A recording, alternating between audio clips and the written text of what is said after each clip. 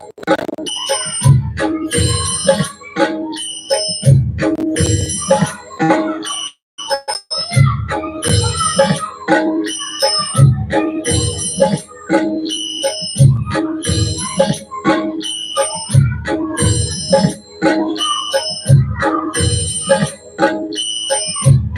लाडली सुध लीजे हमारी, हे राधा रानी, हे श्यामा प्यारी। हे लाडली सुध लीजे हमारी, हे राधा रानी, हे श्यामा प्यारी। हे लाडली सुध लीजे हमारी, हे राधा रानी, हे श्यामा प्यारी। हे लाडली सुध लीजे हमारी, हे श्यामा प्यारी, हे राधा रानी, कब होगी मोह पे कृपा तुम्हारी, हे श्यामा प्यारी, हे राधा रानी। हे लाडली सुध लीजे हमारी, हे राधा रानी, हे श्यामा प्यारी। ओ कृपा बरसाने वाली मेरी राधा रानी, कृपा बरसाने वाली मेरी राधा रानी। हे लाडली सुध लीजे हमारी, हे राधा रानी, हे श्यामा प्यारी। तेरे बिना कोई नहीं है मेरा, मुझे सहारा श्यामा तू तेरा। तेरे बिना कोई नहीं है मेरा, मुझे सहारा श्यामा तू तेरा। क्षमा करो भाई जो चूक भारी, हे राधा रानी, हे श्यामा प्यारी। क्षमा करो भाई जो चूक भारी, हे राधा रानी, हे श्यामा प्यारी। हे लाडली सुध लीजे हमारी, हे राधा रानी, हे श्यामा प्यारी। ओ कृपा बरसाने वाली मेरी राधा रानी, कृपा बरसाने वाली मेरी राधा रानी, मेरी श्यामा प्यारी, मेरी राधा रानी, मेरी श्यामा प्यारी, मेरी राधा रानी, मेरी श्यामा प्यारी, मेरी राधा रानी। हरे कृष्णा। आज की कथा में आप सभी का स्वागत करती हूँ। जो लोग पहली बार इस वीडियो पर आए हैं, आपको अगर ज्ञात नहीं है तो मैं बता दूं कि इस चैनल पर हम भागवत कथा को श्रवण कर रहे हैं, मनन और चिंतन कर रहे हैं पिछले कई दिनों से। और आप बाकी के कथा के एपिसोड जाकर देख सकते हैं। जो लोग लगातार कथा के साथ जुड़े हुए हैं, आप लोगों से विनम्र प्रार्थना है, अगर आपको ये कथा पसंद आती है तो आप इसको लाइक कीजिए, शेयर कीजिए, कमेंट कीजिए और उन सभी लोगों तक इस कथा को, इस वीडियो को पहुंचाइए जिन तक आपको लगता है कि ये कथा जाननी चाहिए। इस कथा के प्रचार प्रसार में सहयोग करें, ऐसी मेरी आपसे विनती है। और हम आज की कथा का आरंभ करें, क्योंकि कल हमने द्वितीय स्कंद शुरू कर दिया था, लेकिन सुबह जब मैं अपनी आंख खुली, मेरी आंख खुलने के जस्ट मतलब पहले, जो अपने आंख खुलने से पहले जो हम सपना देख रहे होते हैं आधी नींद के अंदर, लाइक वैसे, तो मैं अपने ठाकुर जी और राधा रानी को स्नान करा रही थी। सपने में भगवान को स्नान करा रही, इनको दोनों को स्नान करवा रही थी। और स्नान करवाते करवाते मुझे और भी कुछ ऐसा गोलोक वृंदावन के विजन्स आ रहे थे। जब आप भगवान के भक्ति में होते हैं और उनकी आप सेवा करते हैं और भगवान आपकी सेवा से प्रसन्न होते हैं, तो आपको ग्लिम्सेस मिलते हैं, जिनको विजन्स बोलते हैं, या जिनको ऐसे आप जब भाव में होते हैं तो भगवान आपको अपनी, जैसे मैंने आपको बताया ही है कि जब भगवान जिन पे प्रसन्न होते हैं तो उनको अपने रहस्य उद्घाटित करते हैं, उनको अपना लोक दिखाते हैं। ये हम देख ही रहे हैं कथा के अंदर। तो जब भी मैं भी जब डीप भाव में होती हूँ तो मुझे ग्लिम्सेस दिखते हैं, गोलोक वृंदावन के ग्लिम्सेस दिखते हैं। तो सुबह भी मैं जब नींद में थी तो मुझे राधा रानी और उनको स्नान कराना दिखा, और उसके साथ कुछ और मुझे ग्लिम्सेस भी नजर आए। और तब मुझे एक ऐसा अंदर से अंतः प्रेरणा हुई कि द्वितीय स्कंद से तृतीय स्कंद पे जाने की जल्दी ना करो, अभी चीजें और हैं जो रिवील करनी बाकी है। आपने अभी तक हमारे, क्योंकि मैंने आपको कल कहा था कि मैं ब्रह्मा जी की सृष्टि आपको बताऊंगी, तो उसके पहले ही मुझे ये विजन आ गया और उसके साथ ये मैसेज भी आया कि ब्रह्मा जी की सृष्टि पर बाद में जाना, पहले आपने हमारी सृष्टि का जो स्पिरिचुअल आध्यात्मिक सृष्टि उसका आपने पूरी तरह से वर्णन नहीं किया, तो शॉर्टकट मत करो, कट शॉर्ट मत करो, और आप पहले आप हमारे धाम का पूरा अच्छे से वर्णन करो, फिर ही आप ब्रह्मांड की तरफ जाना, ऐसा मुझे समझ लीजिए आदेश हुआ। और क्योंकि मुझे ऐसा लगता है कि ये जो चीजें आज की कथा में या अब आज से जो हम आपको बताने जा रहे हैं, ये कुछ बहुत ही सीक्रेट रहस्य हैं। जैसे टॉप सीक्रेट फाइल्स होती है ना, नासा की टॉप सीक्रेट फाइल्स जो हर किसी के सामने नहीं खोली जाती हैं, इसी वजह से मैं इन टॉप सीक्रेट्स को यहाँ पर पब्लिकली नहीं ओपन करना चाहती थी। और इसलिए मैं चाहती थी कि शॉर्ट में मैंने आपको बता दिया था, वैकुंठ लोक का वर्णन मैंने आपको बता दिया था, और साथ में बिना किसी डिटेल्स के हम आज तृतीय स्कंद पर जाने वाले थे। लेकिन ठाकुर जी की ऐसी इच्छा है कि आप सबके सामने वो सीक्रेट्स रिवील किए जाएं। शायद आप सभी भगवान की कृपा के पात्र हैं, इसीलिए भगवान चाहते हैं कि मैं माध्यम बनूं और भगवान के धाम का सुंदर वर्णन आपके सामने पेश करूं, ताकि आपको भी पता चले कि आप कहाँ से आए हो और आपको कहाँ जाना है। तो आज की कथा का आरंभ करेंगे, ठाकुर जी की जैसी इच्छा है वैसे ही करेंगे। एक मैसेज जो मुझे बहुत दिनों पहले मिला था, लेकिन वो मैसेज भी मैंने आपसे कहा था कि कभी और मैं आपको बता दूंगी, वो मैसेज भी मैंने आपको नहीं दिया था, क्योंकि मुझे लगा था कि वो भी काफी एक गूढ़ रहस्य की बात है जो हर इंसान नहीं जानता है। मुझे लगता है कि मुझे आज वो मैसेज भी आपको डिलीवर करना होगा। ओके, तो चलिए शुरू करते हैं। आज की कथा बहुत ही रहस्यात्मक कथा है, ज्यादातर लोगों को इस डिटेल्स का नहीं पता होता है। ईश्वर की कृपा से ये सीक्रेट्स आज आपके ऊपर भगवान रिवील करना चाह रहे हैं मेरे माध्यम से। ओम श्री परमात्मने नमः। ओम श्री गणेशाय नमः। श्री कृष्णाय वासुदेवाय देवकी नंदनाय च नंद गोप कुमाराय गोविंदाय नमो नमः। त्वमेव माता च पिता त्वमेव बन्धुश्च सखा त्वमेव विद्या द्रविणं त्वमेव सर्वं मम देव देव। ठाकुर जी मेरी वाणी को माध्यम बनाकर आप लोगों के साथ जो भी बातचीत करना चाहें या जो भी आपको रिवील करना चाहें, इस कथा के माध्यम से रिवील हो। मेरे अहंकार को साइड में करके ईश्वर आपसे जो कुछ भी कहना चाहें वो इस कथा के माध्यम से जानकारियां आपको मिले, ऐसी इच्छा है।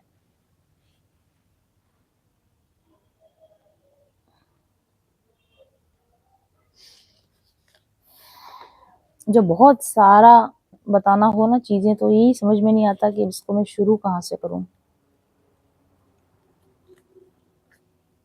तो ये जो नॉलेज है ये भागवत कथा के अंदर तो इतनी डिटेल में नहीं दी हुई, भागवत महापुराण में इतनी डिटेल में नहीं दी हुई है, लेकिन अन्य पुराणों के अंदर और दूसरे जो ग्रंथ हैं उनके अंदर ये दी हुई। जो रसिकों के ग्रंथ हैं ना, जो भगवान की लीलाओं को स्वयं देखकर उसके बाद उसको लिखते हैं, उनको रसिक ग्रंथ कहा जाता है। तो उन रसिक ग्रंथों के अंदर जिस तरह का वर्णन किया गया है वो मैं आपको यहाँ पर डिस्क्राइब करने वाली हूँ आज। मैंने कल आपको ये वाला चार्ट दिखाया था, गोलोक चार्ट दिखाया था। जिन्होंने कल की कथा मिस की वो एक बार इस पर जाकर देख सकते हैं। तो हमने आपको बताया था कि ये जो पूरा क्रिएशन है, भगवान का बनाया पूरा जो क्रिएशन है, उसको हम दो भागों में बांट सकते हैं। ऊपर की जो दुनिया है इसको हम आध्यात्मिक वर्ल्ड कहते हैं, स्पिरिचुअल वर्ल्ड कहते हैं, और नीचे की जो दुनिया जो ब्रह्मा जी की बनाई हुई दुनिया है इसको हम मटीरियल वर्ल्ड कहते हैं। तो ब्रह्मा जी की मटेरियल वर्ड को डिस्क्रिप्शन करने से पहले स्पिरिचुअल वर्ड में क्या क्या है इसकी जानकारी आपको होनी जरूरी है।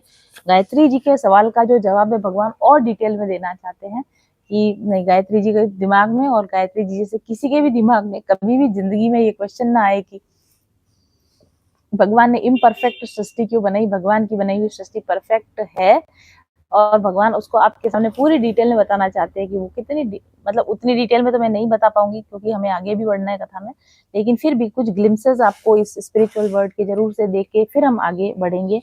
तृतीय स्कंद यानी कि मटेरियल वर्ड की तरफ हम बाद में बढ़ेंगे। तो ये जो गोलोक चार्ट है ये इस्कॉन का भी रिसर्च वर्क इसमें शामिल है। इस्कॉन ने अपने रिसर्च वर्क के द्वारा बनाया है, बहुत अच्छा है, बहुत डिटेल में बना हुआ चार्ट है। और बृहद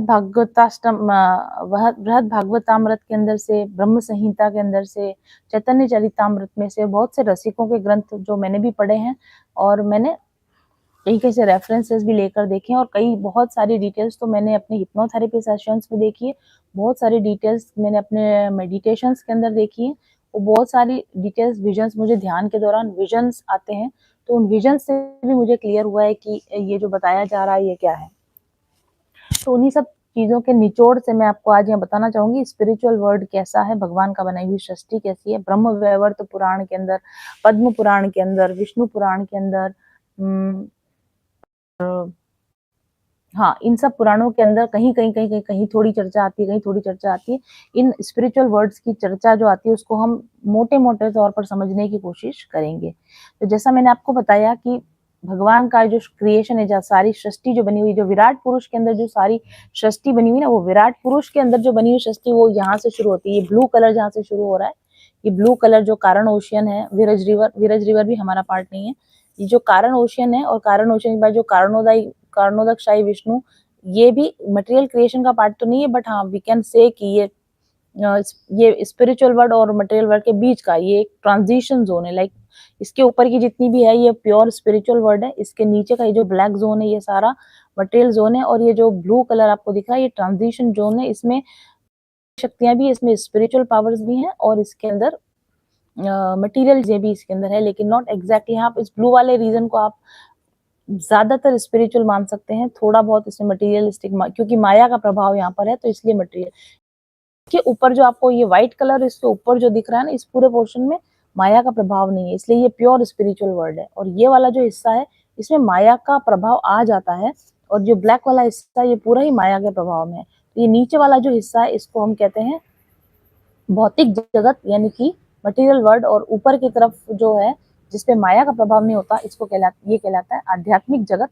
और इसको हम कहते हैं स्पिरिचुअल वर्ल्ड। ठीक है, तो जो नॉन मटेरियल क्रिएशन है यानी जिसको भगवत धाम बोलते हैं, परम धाम बोलते हैं, अभय पद बोलते हैं, ये सारा स्पिरिचुअल वर्ल्ड या आध्यात्मिक जगत का पार्ट है। और जो मटेरियल क्रिएशन है जो माया की वजह से बना, ये सारी ब्रह्मा जी की सृष्टि है। तो सृष्टि को हम दो भागों में बांट सकते हैं या भगवान के टोटल क्रिएशन को दो भागों में बांट सकते हैं, non material creation and material creation, या माया रहित धाम और माया वाले धाम, इस तरह से।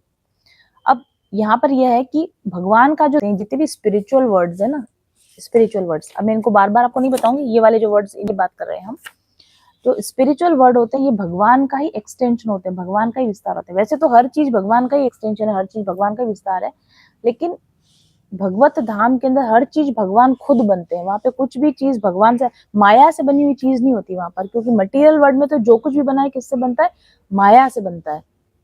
माया भगवान की शक्ति है और भगवान की शक्ति माया से चीजें बनती है, वो होता है मटेरियल वर्ल्ड, भौतिक जगत। और जो स्पिरिचुअल वर्ल्ड होता है वहां तो माया है ही नहीं, तो वहां पर जो भी कुछ है वो सब भगवान स्वयं ही बन जाते हैं, भगवान ही अपने आप को ट्रांसफॉर्म करते हैं और सारी चीजें भगवान खुद बनते हैं।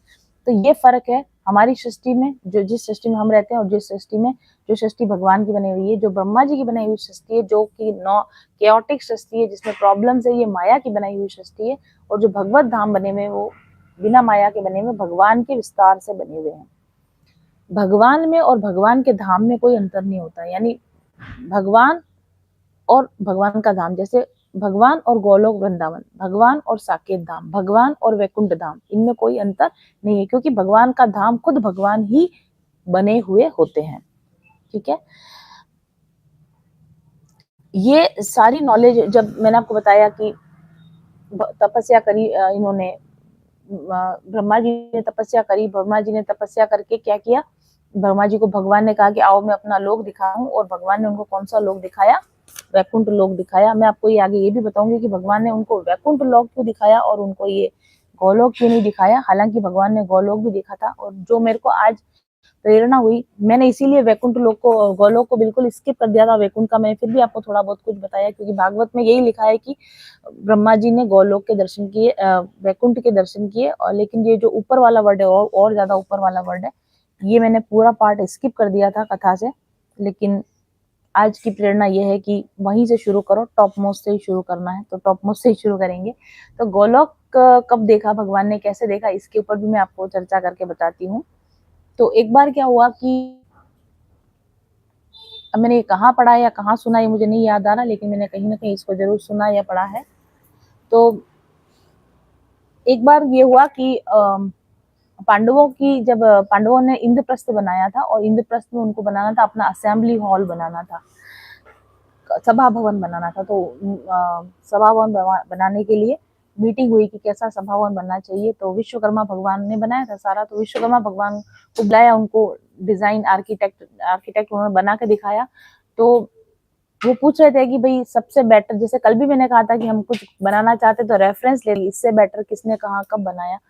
तो विश्वकर्मा भगवान उनको बोलते हैं कि मैंने इंद्र का सभा भवन बनाया, वो बहुत सुंदर है, इंद्र का सभा भवन बहुत सुंदर है, तो वहां चलते हैं। तो वहां पर आपको उसका डिजाइन देख लो, आप उसका डिजाइन पसंद हो तो पांडव और विश्वकर्मा भगवान ये सब कहाँ गए, स्वर्ग में गए, और स्वर्ग में जाके इंद्र का सभा भवन देखा। तो जब इंद्र ने कहा कि अच्छा डिजाइन बनाया, तो वहां पर नारद मुनि भी प्रेजेंट थे। तो नारद मुनि ने उनको कहा कि आपको बेस्ट बनाना है ना, मतलब ब्रह्मांड में, सृष्टि में कहीं ऐसा सभा भवन हो, ऐसा सुंदर सभा, तो इंद्र का सभा भवन भी कुछ भी नहीं है, आपको उसके सभा भवन देखना है तो आप वहाँ मेरे पिताजी का जो ब्रह्मलोक है, नारद जी के तो जा सकते हैं ब्रह्मलोक में, तो उनका ब्रह्मलोक में जो मेरे फादर का असेंबली हॉल है वो तो अल्टीमेट है, उससे ज्यादा अच्छा तो कुछ हो ही नहीं सकता।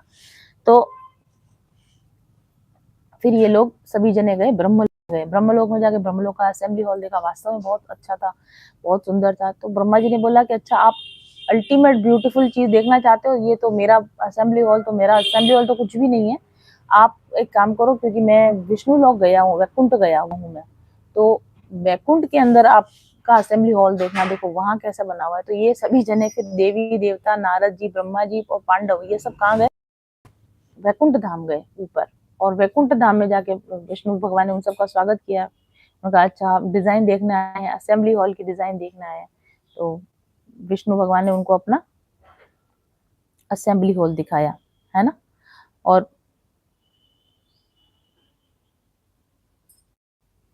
असेंबली हॉल देखने के बाद में फिर भगवान ने कहा कि ये तो कुछ भी नहीं है, आपको अगर देखना है, मतलब अगर आपको देखना है तो आपको गोलोक धाम में जाएं, गोलोक धाम में कृष्ण भगवान का असेंबली हॉल देखें, तो आपको रेफरेंस सही मिलेगा, उसके ऊपर कुछ भी नहीं है, मतलब मेरा भी कुछ भी नहीं है, उनके सामने तो मेरा भी कुछ भी नहीं है।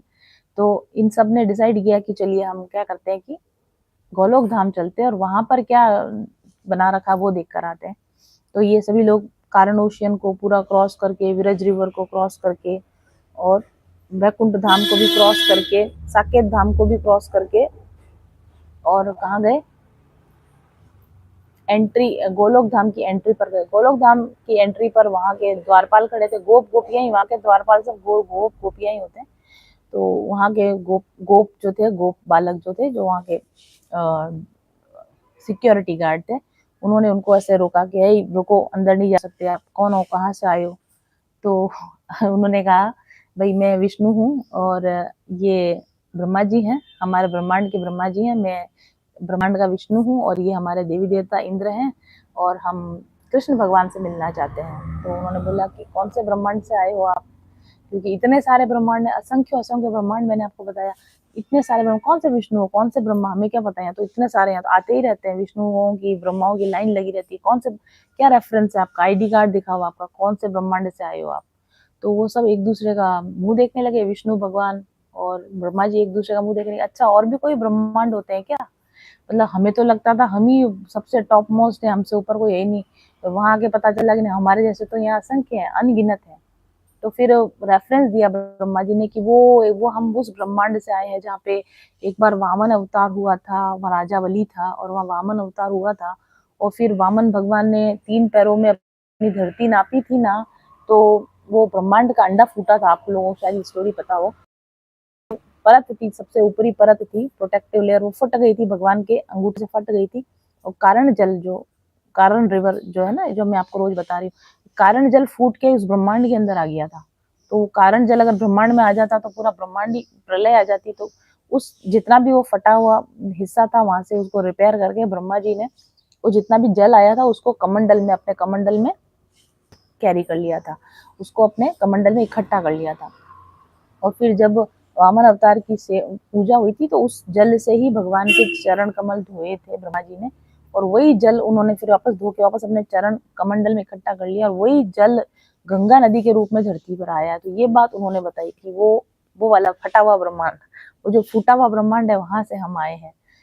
तो फिर वो अंदर जाते हैं, और तब तब भगवान ब्रह्मा जी और सभी देवी देवता वो गोलोक को देखते हैं, कृष्ण भगवान को देखते हैं, राधा जी को देखते हैं, उस गोलोक वृंदावन को देखते हैं। और उस आधार पर ब्रह्म संहिता लिखी गई। ब्रह्मा जी ने एक संहिता लिखी, ब्रह्म संहिता लिखी है। उस ब्रह्म संहिता में पूरे गोलोक का डिटेल में उन्होंने वर्णन किया है। और एक ब्रह्म वैवर्त पुराण है, उसके अंदर ब्रह्मा जी गोलोक में गए थे तब क्या देख कर आए, इसका पूरा वर्णन किया हुआ है। उसी आधार पर और फिर दूसरे भक्तों के अपने पर्सनल अनुभवों के आधार पर ये डिटेल्स हमारे सामने आती हैं। तो और हमारे यहाँ पर स्पिरिचुअल वर्ल्ड की डिटेल, इतनी डिटेल है, अगर आप इनको आप पढ़ोगे ना, जैसे भागवतामृत को पढ़े या ब्रह्म संहिता को पढ़े, ब्रह्म संहिता के तो आधे से आधा चैप्टर ही नहीं है, बहुत कम चैप्टर्स ही बचे हैं, वो खो गई है, संहिता विलुप्त हो गई है। तो उसमें इतनी डिटेल में वर्णन की हुई कि एक एक चीज का डिटेल में उसमें वर्णन मिलता है। और दूसरे पुराणों में काफी डिटेल में भगवान के धाम का वर्णन मिलता है। और किसी भी धर्म के अंदर अगर आप जाओगे ना, तो आपको भगवान के धामों का वर्णन मिलता ही नहीं है इतना इतना डिटेल में, जितना हमारे पुरातन के अंदर भगवान कैसे रहते हैं, क्या रहते हैं, क्या करते हैं, क्या खाते हैं, क्या पीते हैं, सब डिटेल में दिया हुआ है। वैसा कहीं भी और किसी धर्म के अंदर नहीं मिलेगा, क्योंकि कोई भी और रियल ट्रू गॉड को जान ही नहीं पाए हैं। किसी और धर्म के अंदर ऐसे ऋषि मुनि ज्ञानी भक्त हुए ही नहीं है कि भगवान के एक्चुअल रूप को देख पाए, भगवान के एक्चुअल रूप को समझ पाए। तो वो उनका नॉलेज काफी सुपरफिशियल नॉलेज, उन किताबों के अंदर, जैसे बाइबल की अगर अपन बात करें, बाइबल के अंदर जो हाईएस्ट अवार्ड है, भागवत के अंदर जो सबसे बड़ा धाम जिसको बोल सकते हैं, सबसे सर्वोत्कृष्ट धाम क्या कहलाता है, हेवन कहलाता है, स्वर्ग कहलाता है। स्वर्ग के ऊपर की कॉन्सेप्ट ही नहीं है कि स्वर्ग के ऊपर भी कुछ हो सकता है, कॉन्सेप्ट ही नहीं है उस चीज का। और स्वर्ग तो हमारे यहाँ कहाँ है, हर ब्रह्मा अपना स्वर्ग बनाता है, असंख्य असंख्य स्वर्ग हैं। स्वर्ग तो कहीं मतलब भगवान की सृष्टि के आगे स्वर्ग का तो कोई नंबर ही नहीं आता है। लेकिन ये बात सिर्फ सनातन धर्म के ग्रंथों के अंदर है कि स्वर्ग के ऊपर क्या है, ब्रह्मांड के आगे क्या है, ये डिस्क्रिप्शन आपको और किसी भी धर्म के अंदर नहीं मिलते। और इसीलिए ये लोग डाउट करते हैं कि क्या, क्योंकि वो जानते ही नहीं, जिस चीज को आप जानते ही नहीं उसका वर्णन आप सुनोगे तो आपको यही लगेगा ना कि पता नहीं, हु नोज नहीं, जिसने लिखा है वो जानकर ही लिखा। कोई भी ऐसी ग्रंथों में ऐसी बात नहीं लिखी होती, लेकिन क्योंकि उनके ग्रंथों में नहीं है, उनके जो भी साधु सन्यासी संत जो भी उनके पहुंचे हुए लोग होते हैं, वो हेवन के आगे कभी गए नहीं, ना उनका ध्यान गया, समाधि की अवस्था में भी हेवन के आगे कुछ देख ही नहीं पाए।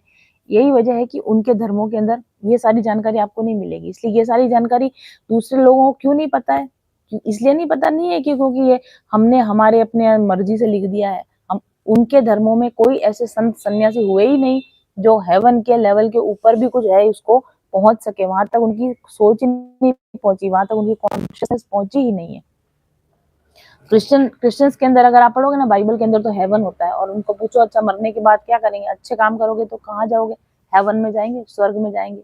अच्छा स्वर्ग में जाके क्या करेंगे, स्वर्ग में कुछ नहीं, सुंदर सुंदर गार्डन होते हैं, सुंदर सुंदर फाउंटेन होते हैं। अच्छा वहाँ क्या करते हैं, वहाँ सफेद कपड़े पहन के घूमते हैं सब जने, अच्छे अच्छे फल लग रहे हैं, अच्छे अच्छे फल खाते हैं, और सुंदर संगीत बज रहा होता है, मधुर संगीत बजता है, तो मधुर संगीत सुनते हैं, ऐसे घूमते हैं, बस घूमते हैं। और क्या करते हैं हेवन में, क्या करते हैं, अगर आप उनको थोड़ा डिटेल में खोद के पूछोगे ना तो थोड़ा कंफ्यूज हो जाएंगे कि हेवन में क्या करते हैं, हमको भी नहीं पता, हमें किसी ने नहीं बताया हेवन में क्या करते हैं।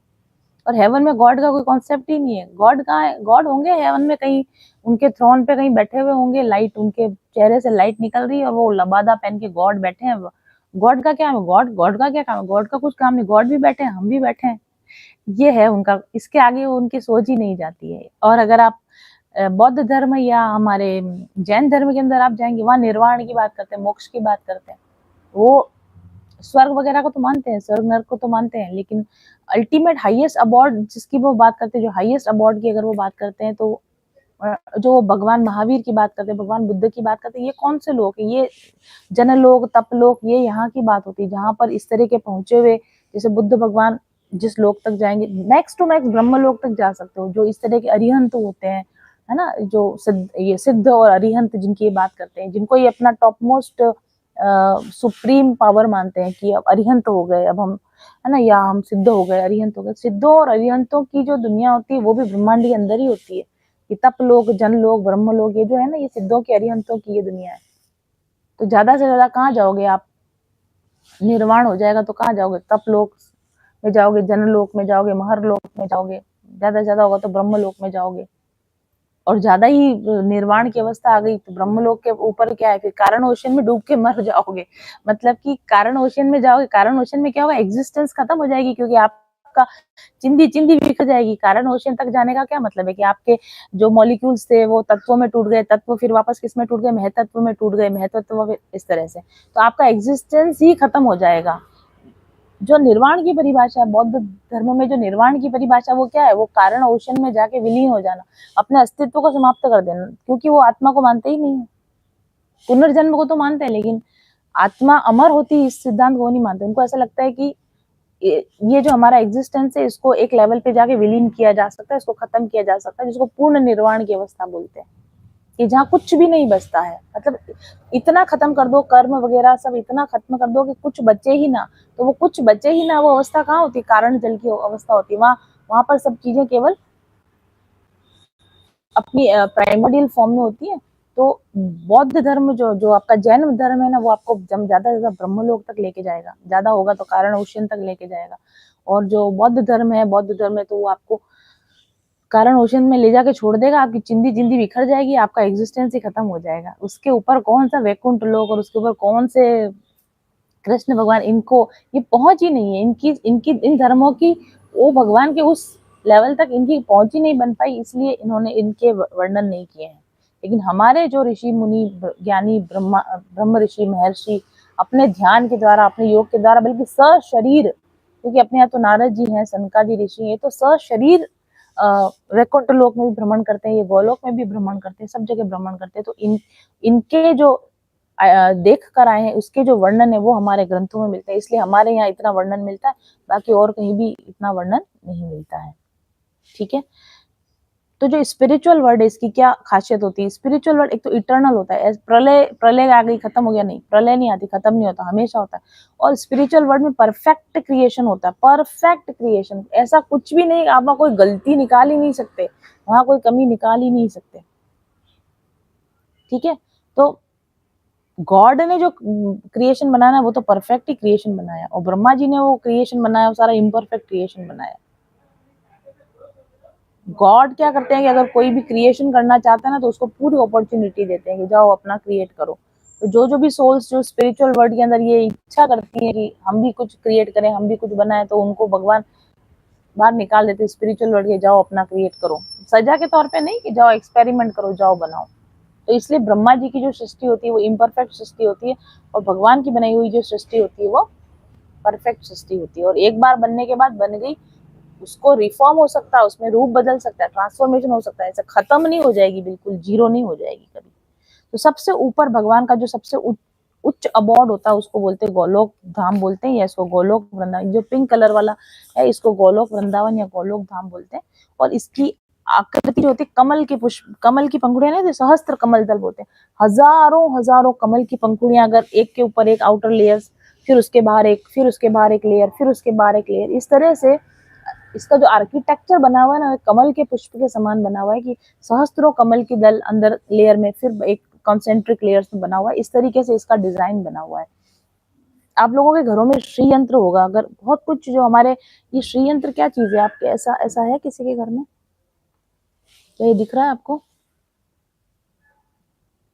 ये जो श्री यंत्र की आकृति ना, ये गोलोक वृंदावन की आकृति, और ये जो वैकुंठ है इनकी आकृति होती है एक्चुअली इसके ऊपर। ये श्री यंत्र आपके घरों में अगर होगा, इसकी आकृति ऐसी क्यों बनी हुई होती है? क्योंकि ये डिजाइन होता है, गोलोक का भी डिजाइन इस तरीके से बना हुआ होता है, और वैकुंठ लोक का भी डिजाइन इस तरीके से बना हुआ होता है।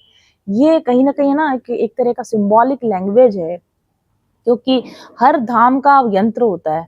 तो ये गोलोक वृंदावन एक यंत्र की फॉर्म में बना हुआ है, इसीलिए ये इस तरह के यंत्र हमारे घरों में रखते हैं, श्री यंत्र रखते हैं। वो वैकुंठ धाम का प्रतीक होता है, लक्ष्मी जी का प्रतीक क्यों होता है? क्योंकि ये वैकुंठ धाम भी ऐसा ही बना हुआ होता है। बिल्कुल आपके घरों में अगर श्री यंत्र हो ना, तो आप इसको देखना, बिल्कुल ये जो धाम मैं आपको बता रही हूँ, धाम इसी तरीके से देखो आप इसको, ठीक है? ये बिल्कुल ऐसा ही बना हुआ होता है। जैसे सबसे बेस वाला जो लेयर है वो नीचे है, और फिर उससे ऊपर ऊपर ऊपर ऊपर ऊपर ऐसे परतों में सीढ़ियां चढ़ते जाते हैं ना, उस तरह से सीढ़ियां चढ़ते चढ़ते, यानी और हाई टॉप और टॉप टॉप टॉप टॉप, इस तरीके से ये बना होता है। और ये अगर इसे चारों तरफ देखोगे कॉन्सेंट्रिक लेयर्स के अंदर, मैं यहाँ से दिखा तो नहीं पाऊंगी आपको, कॉन्सेंट्रिक लेयर्स के अंदर कमल की पंखुड़ियां होती है, और नीचे की तरफ यहाँ पे पूरा ओशियन है, वो भी आपको बताऊंगी मैं, श्वेत द्वीप कहलाता है। और ये बिल्कुल सेम मैंने आज मतलब पूजा करते करते मुझे एकदम श्रीयंत्र पे नजर पड़ी, मैंने कहा अरे ये रहा मॉडल। मैं जो आपको मॉडल बताना चाहती हूँ, तो ये श्री यंत्र जो है, ये देखिए इसको, हाँ ये दिख रहा है, ये जो श्री यंत्र है ना, बिल्कुल एग्जैक्टली वैकुंठ लोक ऐसा होता है, और आपका गोलोक वृंदावन वो भी ऐसे ही होता है। तो गोलोक वृंदावन जो होता है, इसको चिंतामणि लोग भी बोलते हैं। चिंतामणि इस मून स्टोन, हमारे यहाँ पर जो मून स्टोन चिंतामणि कहलाता है, वो पूरा मून स्टोन का बना हुआ है। चिंतामणि की बहुत खासियत होती है, Chintamani is like wish fulfilling stone होता है चिंतामणि। हमारे यहाँ वाला नहीं होता, लेकिन वहां वाला होता है।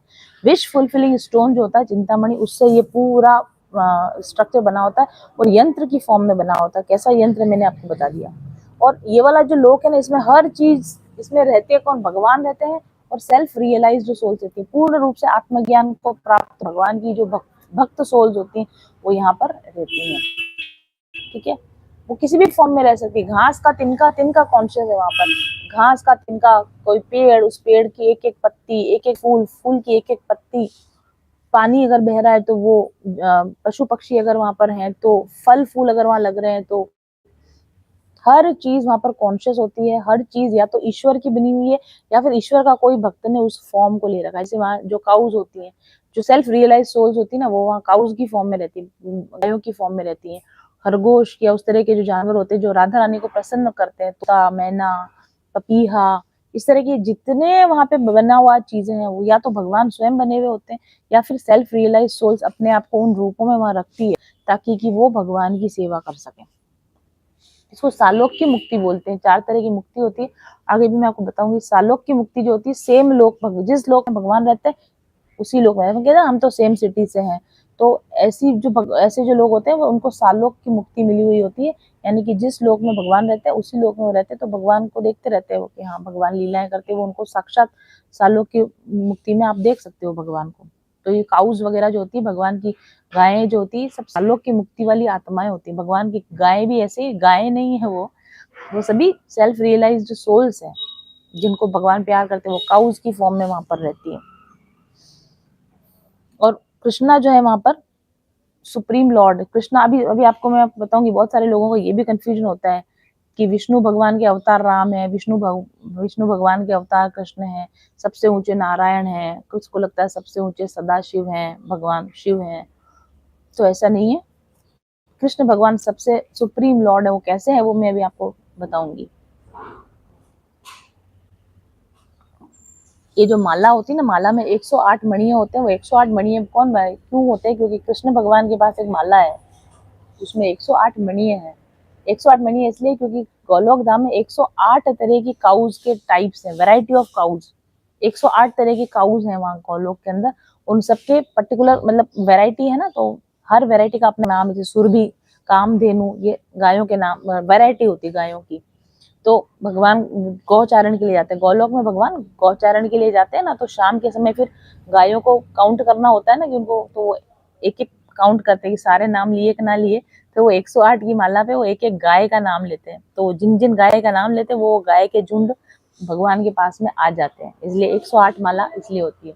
हर एक माला भगवान के पास 108 माला है, भगवान गायों के नाम लेते हैं उस माला के ऊपर, इसलिए हम भी 108 माला का उपयोग करते हैं। तो चिंतामणि स्टोन जो होता है ना, वो ऐसा होता है कि वो अपना कलर चेंज कर देता है। कॉन्शियस जेम्स होते हैं चिंतामणि के, जो जेम्स होते हैं कॉन्शियस जेम्स होते हैं। अगर आप उनसे कोई इच्छा करो तो वो इच्छा पूर्ति कर देंगे, वो घट बढ़ जाएंगे, साइज में घट बढ़ जाते हैं, प्रकाश उनमें ऑटोमेटिक प्रकाश निकलता है उनके अंदर से, तो वो प्रकाश उनका कम ज्यादा हो जाता है। प्रकाश की क्वालिटी, क्वांटिटी, कलर जैसे उसको चेंज करना हो, उसका सॉफ्टनेस, लंबाई, चौड़ाई, जैसे हम चाहे उसको चेंज कर सकते हैं। तो इस तरह की वहाँ जो ब्रिक्स है अपने यहाँ ईंटों से बनता है, वहाँ चिंतामणि स्टोन्स के द्वारा ये सारा पूरा धाम बना हुआ होता है। और स्टोन्स, हर एक मणि भी अपने आप में कॉन्शियस है, उसको पता है कि उसको कहाँ फिट होना है, कौन सा कलर देना है, क्या साइज लेना है, उसको सब पता होता है। और वहाँ का ये जो धाम है, वृंदावन जो धाम है, गोलोक धाम है, ये भी, इसका साइज भी फिक्स नहीं है, अकॉर्डिंगली घट बढ़ जाता है।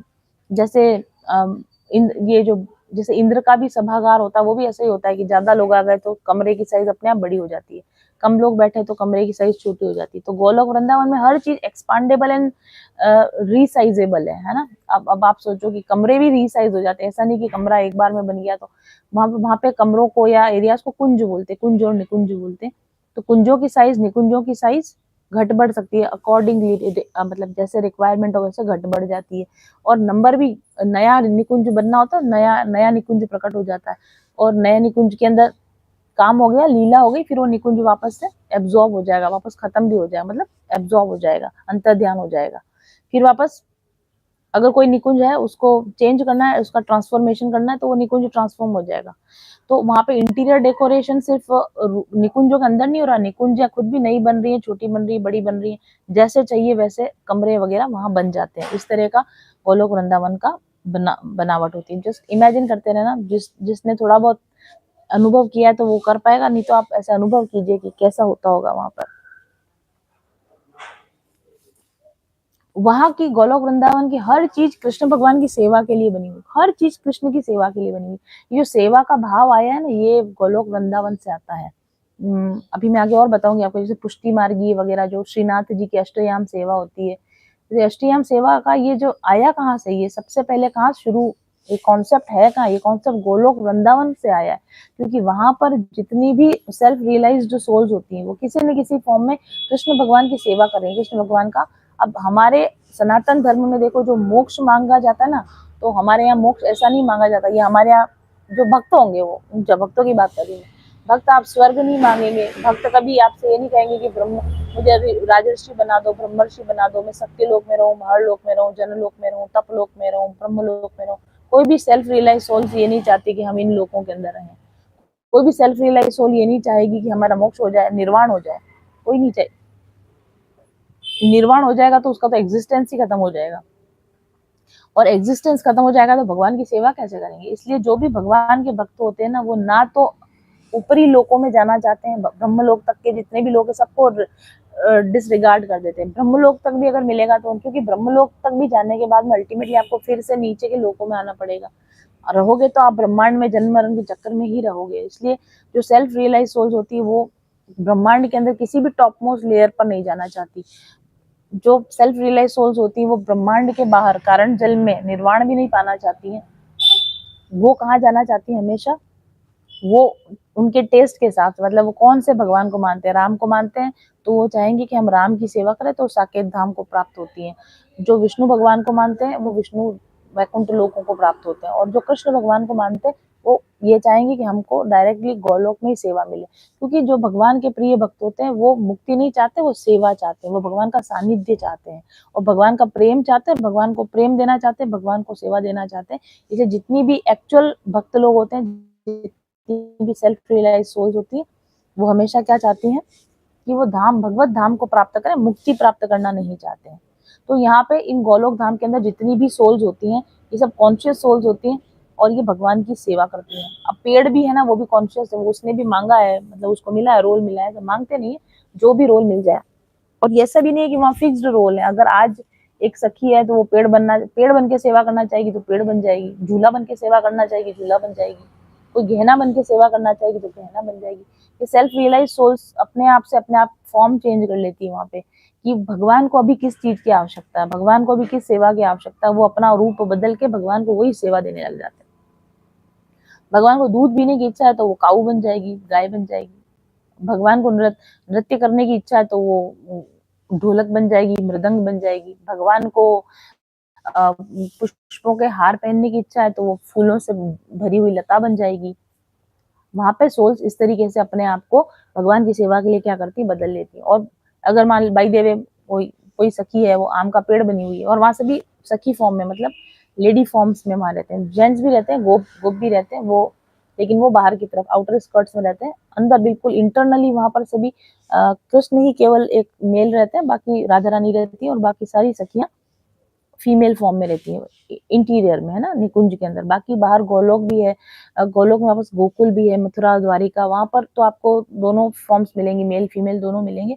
और जैसे आप अंदर जाते जाओगे ना, जैसे जैसे मैंने आपको इसमें स्टेप ऊपर चढ़ते जाओगे, जैसे इस गोलोक में ऊपर ऊपर ऊपर जैसे ऊपर चढ़ते जाओगे, यानी हायर आपकी जो भगवान के साथ निकटता बढ़ती जाएगी, आप ऊपर ऊपर चढ़ते जाओगे और सेंटर की तरफ जाते जाओगे। तो जितना आप बाहर की तरफ होगे उतना ही आप भगवान के साथ में आपका दूर का रिलेशन है वहां पर, है ना, उसमें बाउंड्री है, उस रिलेशन में सीमा रहेगी। और जितना इसमें गोलोक में आप टॉप सीढ़ी चढ़ते जाओगे, वैसे आप सेंटर की तरफ जाते जाओगे। और जैसे आप टॉप और सेंटर की तरफ जाते जाओगे तो भगवान के साथ आपका जो रिलेशन है वो ज्यादा पर्सनलाइज होता जाएगा और ज्यादा निकटतम सेवा आपको मिलेगी। और ये जो टॉप आपको दिख रहा है, टॉप सिरा इसका जो दिख रहा है, ये निवृत निकुंज कहलाता है। तो निवृत निकुंज के अंदर बहुत ही खास जो उनकी सखियां होती, केवल वो निवृत निकुंज में केवल वही रहती हैं। तो जैसे आप किसी एरिया के अंदर कोई सखी फ्रूट, कोई निकुंज है, उसमें सखी फ्रूट बनी हुई है, आम का फ्रूट बनी हुई है, वो भगवान को आम खाने की इच्छा हुई तो वो आम का फल देने लग जाती है। उसी तरह से अगर आम खाते खाते भगवान को अचानक इच्छा हुई मुझे आम तो नहीं खाना, अभी वहां के तो फ्रूट भी अलग होंगे, वहां के नाम हम नहीं जानते, पर बाय द वे अगर वहां पर आम खाते खाते भगवान को इच्छा हुई कि जामुन होते तो मजा आ जाता, तो वो आम का जो पेड़ था ना, पेड़ तुरंत जामुन के फल देने लग जाएगा। अब भगवान की इच्छा होगी कि मुझे जामुन नहीं खाना है, मुझे तो अमरूद खाना है, तो वो जामुन का पेड़ तुरंत अमरूद के पेड़ में कन्वर्ट हो जाएगा, वो अमरूद देने लग जाएगा। तो इस तरीके से जो निकुंज इस तरीके का होता है। भगवान का धाम ऐसा है कि ये भी नहीं कि पेड़, जो पेड़ है वो वही पेड़ रहेगा, वो वही फल देगा, जो चाहे, जो भगवान की नीड है वैसा वो पेड़ फल देने लग जाता है। इसी तरीके से अगर भगवान को जैसा सूटेबल हो वैसा मौसम हो जाता है वहां का। अगर भगवान को हल्की गर्मी चाहिए तो गर्मी हो जाएगी। टेम्परेचर, ऑटो टेम्परेचर कंट्रोल है वहां पे ना, ऑटोमेटिक थर्मोस्टेट लगा हुआ है वहां पर। तो अगर भगवान को ठंडी हवा चाहिए तो वहां ठंडी हवा चलने लग जाएगी। अगर भगवान को थोड़ा कोजी माहौल चाहिए तो कोजी माहौल हो जाएगा। ऋतु भगवान को जैसी चाहिए, भगवान को बरसात में अभी कुछ एंजॉय करना है तो बारिश होने लग जाएगी, अभी भगवान को धूप में खेलना है तो धूप निकल आएगी।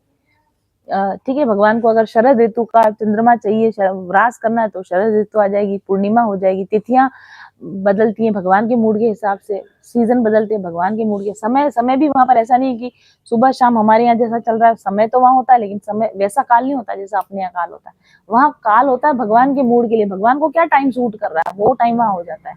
अगर भगवान को सुबह की लीलाएं करनी है तो वहां ऑटोमेटिक सुबह हो जाती है, पूरा वातावरण सुबह का हो जाता है। और अगर भगवान को रात की लीला करनी है तो वहां सब रात का माहौल बन जाता है। इस तरह का भगवान का धाम होता है। और वहां के फ्रूट्स, अगर वहां के फ्रूट वगैरह भी अपने यहाँ जैसे नहीं, वहां का हर चीज डिफरेंट तरह की है। जैसे अपने यहाँ का फ्रूट आम होगा तो आम का छिलका भी होगा, आम की गुठली भी होगी, कोई आम खट्टा भी होगा, कोई मीठा भी होगा। लेकिन अगर वहां पर आप आम खाओगे, इसमें आम में छिलका ही नहीं है, आम में गुठली नहीं, पूरा पूरा आम ही है, कोई वेस्ट पोर्शन ही नहीं है उसके अंदर। इस तरह से वहां पर चीजें होती है। गोल्ड, अगर भगवान के आभूषण बनते हैं तो गोल्ड जो होता है वो गोल्ड में आपको बताया था डिफरेंट कलर्स में होता है। उसमें मतलब उसके अलग अलग डिफरेंट क्या होंगे, ग्रेडियंट होंगे कलर में। येलो कलर के डिफरेंट ग्रेडियंट होंगे, कौन से कलर का चाहिए। उसके अंदर फ्रेग्रेंसेस होंगी, गोल्ड अलग अलग फ्रेग्रेंसेस में आएगा। और गोल्ड भी वहां पर ऐसा हार्ड नहीं होता, बिल्कुल नाखून लगाओ तो जैसे मतलब बिल्कुल नरम नरम, एक नर्म होती है वहां की धातुएं, एकदम नर्म होती, चुभे नहीं, भगवान को कोई चीज हर्ट नहीं करे, चुभे नहीं। तो उस हिसाब से बिल्कुल नर्म धातुएं होती है वहां पे, गोल्ड हो या सिल्वर हो, जो भी इस तरह की वहां पे चीजें होती है। और पूरी चीजें एडजस्टेबल है, हर चीज वहां पर एडजस्टेबल है, उस हिसाब से एडजस्ट, भगवान को क्या सूट होगा उस हिसाब से हर चीज एडजस्टेबल हो जाती है। भगवान जिधर से निकलते हैं उस जिस रास्ते से निकलेंगे उस रास्ते की जो लता कुंज होंगे वो फूलों से भर जाएंगे, फलों से भर जाएंगे, जो फूल होंगे वो खुशबुओं से भर जाएंगे। फिर भगवान वहां से निकल गए तो वापस उनका बसंत चला गया, फिर मुरझा जाते हैं, उदास हो जाते हैं, दुखी हो जाते हैं, तो फिर वो वापस से मुरझा जाते हैं। फिर भगवान उधर से निकले, ऐसा नहीं कि ऋतु के हिसाब से पत्ते झड़ रहे हैं या ऋतु के हिसाब से उनमें, वो भगवान अगर उधर से निकलेंगे तुरंत उसी समय बसंत आ जाएगा उनके अंदर। इस तरह का वहां का गोलोक वृंदावन का इस तरह का माहौल होता है। वहां की जो गायें होती है ना वो अनलिमिटेड मिल्क देती है, इतना मिल्क देती है, इतना मिल्क देती है कि वहां पे पूरा श्वेत द्वीप बना हुआ है, पूरा जो एक ओशन बना हुआ है, दूध का सागर बना हुआ है वहां पर, जिसको उसको श्वेत द्वीप कहा जाता है। श्वेत द्वीप पूरा सफेद द्वीप इसलिए क्योंकि उसके बीच बीच में भगवान के कुंज रहते हैं, और कुंजों के नीचे नीचे का जो जल है ना वो जल नहीं, वो दूध से भरा हुआ है, क्योंकि भगवान वो काऊ इतना मिल्क देती है कि उसको निकाल निकाल कर उंडेल के आना पड़ता है कि बहुत एक्स्ट्रा मिल्क है, तो उससे पूरा वहां पर दूध का सागर बना हुआ है। और वो दूध खराब भी नहीं होता, ऐसा नहीं कि दूध खराब हो गया तो सड़ गया, दूध खराब भी नहीं होता है। तो इस तरह का भगवान का रहता है, वहां का माहौल रहता है। और अब ये जो आपको बताया कि ये सारा बना कैसे है, ये कृष्ण भगवान जो है उन्होंने, मैंने आपको क्या बोला कि जो कुछ भी बना हुआ है वहां कृष्ण ही स्वयं ही बने, सब कुछ कृष्ण ने ही फॉर्म चेंज करा है। तो कृष्ण क्या करते हैं कि जब उनको कुछ भी बनना होता है तो वो एक्सपांड करते हैं, वो खुद जो है वो तो रहते ही रहते हैं, उनमें कुछ फर्क नहीं आता, वहां कुछ प्लस माइनस नहीं होता। पूर्णमिदम है ना, वो हमेशा उसमें से कितना भी एक्सपांशन हो जाए, उसमें से कितनी भी चीजें निकल जाएगी, उन भगवान के कोई फर्क नहीं पड़ता, कुछ कम घटता नहीं उनके अंदर से। तो भगवान कृष्ण का जो पहला एक्सपांशन होता है वो बलराम होता है। ठीक है, बलराम भगवान जो है वो भगवान के पहले एक्सटेंशन है। पहला एक्सटेंशन उनके दो है एक्चुअली, फर्स्ट लेवल पर जिसको हम कह सकते हैं, एक तरफ तो राधा और एक तरफ बलराम। ठीक है, तो राधा जी जो है प्रेम के लिए उन्होंने जो अपना एक्सपांशन किया है कि भगवान को प्रेम चाहिए, तो प्रेम के लिए भगवान ने जो अपना एक्सपांशन किया है वो राधा जी की फॉर्म में किया है, और धाम की फॉर्म में, मटेरियल की फॉर्म में उनको जो कुछ चाहिए उसके लिए उन्होंने अपना हिस्सा जो अलग किया उसको बलराम बोलते हैं। तो कृष्ण और बलराम क्या, बलराम कृष्ण का ही एक्सटेंशन है, मतलब बलराम कृष्ण की शक्ति है। देखो पोटेंसी कहते हैं इनको, शक्ति को पोटेंसी बोला जाता है। तो भगवान के अंदर अनंत पोटेंसीज होती है, भगवान के अंदर अनंत अनंत शक्तियां भरी हुई है भगवान के अंदर, लेकिन उनको जब जो काम करवाना होता है शक्ति से, उस समय वो उस शक्ति को बाहर निकालते हैं और वो शक्ति अपना काम करती है। जैसे हमारे पास में बहुत सारे गहने होते हैं ना लॉक, तो हम वो सब गहने कहाँ रखते हैं, रोज पहन के थोड़ी रखते हैं, हम गहनों को कहाँ रखते हैं, लॉकर में रखते हैं, और फिर वो जब जिस ओकेजन के हिसाब से लॉकर से निकाला और यूज करते हैं, और यूज लॉकर में रख देते हैं।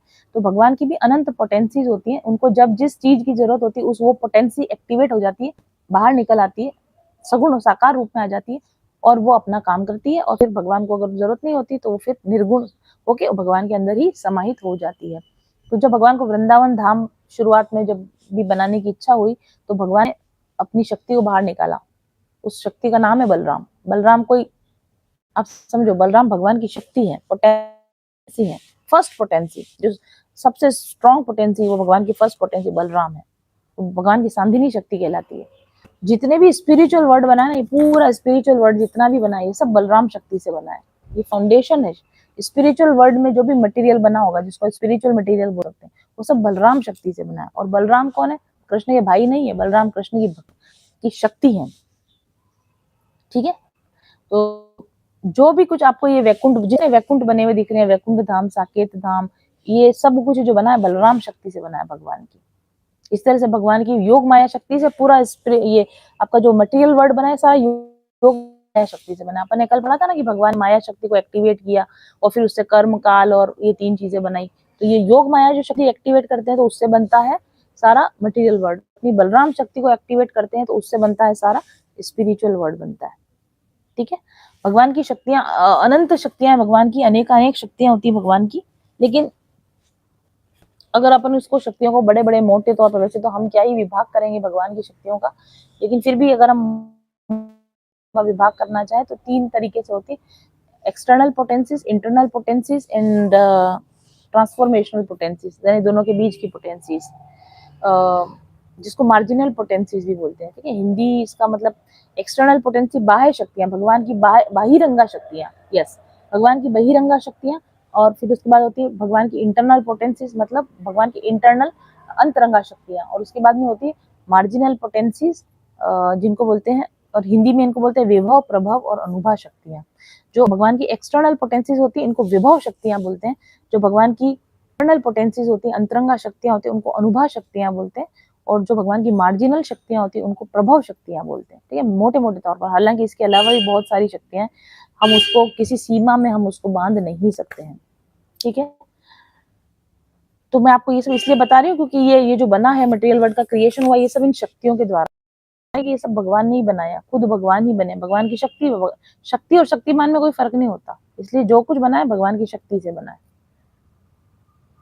अब मैं थोड़ा इसमें और डिटेल में जाऊंगी, तो थोड़ा सा सावधान होकर सुने, हल्के फुल्के दिमाग से आप इन चीजों को समझ नहीं पाएंगे। आप चाहे तो कॉपी पेन लेकर नोट कर सकते हैं, ताकि आप बाद में इसको वापस देख सकें कि मैं क्या बोल रही हूँ। तो भगवान की 3 तरह की शक्तियां हैं, विभव, प्रभव और अनुभव शक्ति। जो विभव मोटे तौर पर 3 हिस्सों में बांट सकते हैं, चित्त शक्ति, जीव शक्ति और माया शक्ति। ठीक है, जो प्रभाव शक्ति है, मार्जिनल शक्ति है, उसको भी 3 हिस्सों में बांटा गया है, इच्छा शक्ति, ज्ञान शक्ति और क्रिया शक्ति। और अनुभव शक्ति यानी इंटरनल शक्तियां, इंटरनल पोटेंसीज, सन्निधि, संवित शक्ति और आह्लादिनी शक्ति। तो आप देखो, जो कुछ भी आ रहा है भगवान में से ही आ रहा है। ज्ञान भगवान में से आ रहा है, क्रिया भगवान में से आ रही है, इच्छा भगवान में से आ रही है, चित्त भगवान में से आ रहा है, जीव भगवान में से आ रहा है, माया भगवान में से आ रही है, आह्लाद भगवान में से आ रहा है। ऐसा क्या है जो भगवान के अतिरिक्त कुछ है? कुछ भी नहीं है। जो कुछ भी है या हो सकता है या हुआ है कभी, वो सब जो निकल के आया है, वो सब कुछ इन्हीं कृष्ण भगवान के अंदर से ही निकल कर आया है। ठीक है, अब ये शक्तियां आपस में जब, जैसे ऐसा होता है ना कि नए कॉम्बिनेशन बनाती हैं, जैसे ये 3 शक्तियां, मैंने आपको ये 3 शक्तियों के बारे में, इंटरनल और एक्सटर्नल जो शक्तियां, इंटरनल और एक्सटर्नल शक्तियां आपस में क्या करती हैं, मर्ज होती हैं, तो और नई तरह की शक्तियों का, जैसे अलग अलग कॉम्बिनेशन, ये 9 तो मैंने आपको बता दिया, थोड़ी ये ले ली, थोड़ी ये ले ली, थोड़ी ये ले ली, तो फिर कुछ नई शक्ति बनेगी, फिर और ज्यादा ये ले ली तो नई शक्ति बनेगी, ये और ये ले ली तो नई शक्ति बनेगी, ये और ये ले ली तो नई शक्ति बनेगी, ये और ये ले ली, अलग कॉम्बिनेशन में ली तो फिर नई शक्ति बनेगी। तो इस तरीके से भगवान की शक्तियों के, डिफरेंट शक्तियों के कॉम्बिनेशन से डिफरेंट डिफरेंट तरह की चीजें बन जाती है। जैसे कि, जैसे हमने क्या कि जेम स्टोन्स बनाने हैं, तो जेम स्टोन बनाने की शक्तियों में से कुछ शक्तियों का एक कॉम्बिनेशन बनेगा, ये जेम स्टोन्स बन गए। कुछ और बनाना है, मतलब जो भी कुछ बनाना है उसके लिए इन शक्तियों का क्या होगा, थोड़ा थोड़ा थोड़ा थोड़ा हिस्सा मिलेगा, रिएक्शन होगी और वो नई शक्तियां बन जाएगी। या जो भी मटेरियल स्पिरिचुअल वर्ल्ड में जो भी कुछ बनाना है, वो इन शक्तियों के कॉम्बिनेशन से स्पिरिचुअल वर्ल्ड में सब कुछ चीजें बनती जाती है। तो गोलोक वृंदावन जो भगवान का धाम बना हुआ है, वो कैसे बना है वो मैं आपको बता रही हूँ। ये कोई ब्रह्मा जी ने नहीं बनाया, कोई ईंट मिट्टी भाटे गारे से नहीं बना हुआ है, ये भगवान की शक्तियों से बना है। अब मैं आपको भगवान की शक्तियों के बारे में थोड़ा सा और बताती हूँ। आप ये मान लीजिए, मैं आपको यहाँ पर दिखाती भी हूँ। यहाँ पे मैंने यहाँ पर विभाग कर रखे हैं, यहाँ पर ऊपर 3 शक्तियां लिखी, नीचे 3 शक्तियां लिखी, और इनके कॉम्बिनेशन से क्या बना है वो यहाँ पर लिखा है। तो अगर हम भगवान की 3, और ये बहुत सरल सरल तरीके से समझाने की कोशिश की है, ये बहुत जटिल है, लेकिन इसको हल्का सा सरल तरीके से समझा देती हूँ, ताकि आपको ये पता चले, और खास तौर से गायत्री जी को पता चले परफेक्ट वर्ड कैसे बनता है। ठीक है, तो चित्त शक्ति, जीव शक्ति और माया शक्ति, भगवान की जो एक्सटर्नल शक्तियां हैं वो कौन सी है, चित्त शक्ति, जीव शक्ति, माया शक्ति। और भगवान की जो इंटरनल शक्तियां वो कौन सी है, सन्निधि, संवित और आह्लादिनी। आप इसको 3 कॉलम बना लें, ऐसे ऐसे लंबे 3 कॉलम बनाए और ऐसे ऐसे आड़े 3 कॉलम बनाए। तो इधर क्या हो गया, जैसे हम टाइम टेबल बनाते हैं ना, एक तरफ तो हम बनाते हैं डेज और एक तरफ बनाते हैं हम टाइम। सोमवार के दिन फर्स्ट पीरियड, सोमवार के दिन सेकंड पीरियड, ऐसे बनाते हो ना आप टाइम टेबल, वैसा टाइम टेबल जैसा आप इसको बना के समझ सकते हो। तो एक तरफ भगवान की 3 शक्तियों का आप खड़े कॉलम में रखो, चित्त, जीव और माया शक्ति, और आड़े कॉलम में आप 3 रखो, सन्निधि, संवित और आह्लादनी शक्ति। अब इनके जब कॉम्बिनेशन होंगे तो उससे डिफरेंट डिफरेंट चीजें बन के आएंगी। और डिफरेंट चीजें क्या बन के आएंगी वो मैं आपको बताती हूँ। जब भगवान की चित्त शक्ति और संधिनी शक्ति मिलती, संधिनी शक्ति बलराम है, ध्यान रखना। भगवान की जो चित्त शक्ति होती है और वो संधिनी शक्ति से मिलती है, तो भगवान का धाम बनता है, गोलोक धाम जैसे बनता है, वैकुंठ धाम बनता है। जब चित्त शक्ति और संधिनी शक्ति मिलेगी तो क्या बनेंगे, भगवान के धाम बनेंगे। और भगवान की जितनी भी वस्तुएं बनती है वो सब चित्त और संधिनी शक्ति में। भगवान की पादुका बनेगी, भगवान की बांसुरी, भगवान के जेवर, भगवान के कपड़े, भगवान का छत्र, है ना, भगवान का चंवर, भगवान के पंखे, भगवान की थालियां, भगवान की कटोरी, जो कुछ भी बनता है भगवान के काम में आने वाली चीज, भगवान की सेवा में काम में आने वाली चीज, या भगवान जहाँ रहते हैं वो जगह, पर्दे, चद्दर, कपड़े, कुछ भी मान लो आप जो भगवान के यूज में आ रहे हैं, वो किससे बनते हैं? चित्त और सन्निधि शक्ति के उपयोग से भगवान का धाम और भगवान के धाम में होने वाली सारी चीजें बनती है। इसी तरह से जीव शक्ति और सन्निधि शक्ति, भगवान की दो शक्तियां, जीव शक्ति और सन्निधि शक्ति जब आती है तो जीव प्रकट होता है। हम जो ये प्रकट हो जीवात्मा बोलते हैं। जीवात्मा कहाँ से आती है? ये जीवात्मा ऐसे आती है। भगवान की दो शक्तियां मिल जाती हैं, भगवान की जीव शक्ति और भगवान की संधिनी शक्ति जब मिल जाती है तो जीव का, और जीव कहाँ रहेगा? जो प्लेस, जीवों के रहने की जगह, जीवों के रहने का नाम, जीवों की संज्ञा, जीवों के लिए जो कुछ भी बन रहा है वो कहाँ से बन रहा है? यहाँ से बन रहा है। जीवों की पहचान, जीवात्मा की उत्पत्ति और जीवात्मा जिस जगह पर रहती है उस जगह का जो प्लेस होती है वो इस सन्निधि शक्ति, सन्निधि और जीव शक्ति के मिलने से बनता है। माया शक्ति और सन्निधि मिलती है तो पूरा मटेरियल वर्ल्ड बन जाता है। इसको योग माया बोलते हैं। माया शक्ति और ऊपर से बलराम शक्ति यानी सन्निधि शक्ति, सन्निधि और माया शक्ति बनती है तो पूरा मटेरियल वर्ल्ड बनता है, यानी योग माया बनती है उससे, और योग माया से पूरा मटेरियल वर्ल्ड बनता है। इसी तरह से भगवान की चित्त शक्ति और संवित शक्ति जब मिलती है, इधर से चित्त शक्ति और इधर से संवित शक्ति, सेकंड नंबर की शक्ति, इधर से भी सेकंड नंबर की शक्ति, चित्त शक्ति और संवित शक्ति जब मिलती है तो विभिन्न प्रकार के आध्यात्मिक भाव उत्पन्न होते हैं। ये भाव उत्पन्न होते हैं, मतलब कि विभिन्न प्रकार आध्यात्मिक भाव समझते हैं आप, जैसे कि प्रेम, करुणा, ठीक है, इस तरह की सारी जो आध्यात्मिक, जैसे भगवान की सेवा करने का भाव होना, भक्ति करने, ये जो सारी भाव होते हैं, आध्यात्मिक भाव, आध्यात्मिक प्रेम अलग तरह का होता है। वो ये वाले भाव वो हैं जो केवल स्पिरिचुअल वर्ल्ड के अंदर ही वो भाव पैदा होते हैं, हमारे इस पैदा नहीं होते, इसलिए मैं आपको नहीं बता सकती वो कौन से भाव है। लेकिन आध्यात्मिक भाव जो भगवान के प्रति आध्यात्मिक भाव जो पैदा होते हैं वो इस चित्त शक्ति और संवित शक्ति के, तो जो कुछ भाव वहां पैदा हो रहे हैं वो भी भगवान के बनाए हुए भाव है। इसी तरह से जीव शक्ति और संवित शक्ति जब मिलती है तब ज्ञान, समाधि, ध्यान और योग उत्पन्न होता है। जितना भी ज्ञान कब आता है? जब जीव शक्ति संवित शक्ति से मिलती है तो ज्ञान उत्पन्न होता है, समाधि उत्पन्न होता है, ध्यान उत्पन्न होता है, योग उत्पन्न होता है, और इनसे जुड़ी हुई जो शक्तियां होती है वो उत्पन्न होती है। योग की शक्ति, ज्ञान की शक्ति, ध्यान की शक्ति, समाधि की शक्ति, ये सब शक्तियां इस तरीके से भगवान के अंदर से निकलती हैं। इसी तरह से माया शक्ति और संवित शक्ति जब मिलती है तो नेगेटिव चीजें बनती है। तो माया जहाँ पे भी आ जाएगी ना वहाँ नेगेटिविटी आएगी। जैसे माया सन्निधि से मिली तो क्या बना? भौतिक जगत बना। और माया संवित शक्ति से मिलेगी तो चिंता करना, निराशा करना, अनुमान लगाना, कंफ्यूजन होना, विचार, जितने भी नेगेटिव भाव बने हैं वो नेगेटिव भाव किससे बनते हैं? माया और संवित शक्ति के मिलन से बनते हैं। भगवान नहीं बनाए, नेगेटिव भाव भी कहाँ से बने? वो भी भगवान की शक्ति है। आप नेगेटिव भी नहीं सोच सकते जब तक भगवान की शक्ति काम ना करे, आप कुछ नेगेटिव भी नहीं सोच सकते। और इसी तरह से चित्त शक्ति आह्लादनी शक्ति से जब मिलती है, भगवान की चित्त शक्ति और आह्लादनी शक्ति मिलती है तो प्रेम प्रकट होता है, प्रेम की शक्ति प्रकट होती है। आह्लादनी शक्ति राधा जी है, भगवान की आह्लादनी शक्ति राधा जी। आह्लादनी शक्ति चित्त से मिलेगी तो प्रेम प्रकट होगा, और जीव शक्ति आह्लादनी शक्ति से मिलेगी तो भक्ति प्रकट होगी। जीवों में जो जब जीव के अंदर आह्लादनी शक्ति आ जाएगी, यानी राधा रानी अपनी शक्ति देंगी, तभी भक्ति प्रकट होगी। राधा रानी के बिना, आह्लादनी शक्ति कौन है? राधा रानी। राधा रानी के बिना प्रेम भी उत्पन्न नहीं। आप कोई भी तरह का प्रेम आप अगर अनुभव कर रहे हो वो राधा जी की कृपा के बिना नहीं मिल सकता। कोई भी तरह की भक्ति अगर आप अनुभव कर रहे हो तो वो राधा जी की कृपा के बिना आपको नहीं। भगवान की आह्लादनी शक्ति का सम्मिश्रण हुए बिना प्रेम उत्पन्न हो ही नहीं सकता। भगवान की आह्लादनी का सम्मिश्रण हुए बिना भक्ति उत्पन्न हो ही नहीं सकती। तो अगर आपको भगवान के प्रति प्रेम है या किसी के भी प्रति प्रेम है तो वो आपके अंदर आह्लादनी शक्ति आई है, वो राधा जी की कृपा है जो आपके ऊपर हो रही है। तो चित्त शक्ति और आह्लादनी शक्ति मिलती तो प्रेम उत्पन्न होता है, जीव शक्ति और आह्लादनी शक्ति मिलती है तो भक्ति उत्पन्न होती है, और माया शक्ति और आह्लादनी आती है तो धन बनता है। जो लक्ष्मी जी का रूप है वो कौन है? राधा रानी ही है। राधा रानी ही लक्ष्मी के रूप में, धन के रूप में मिलती है।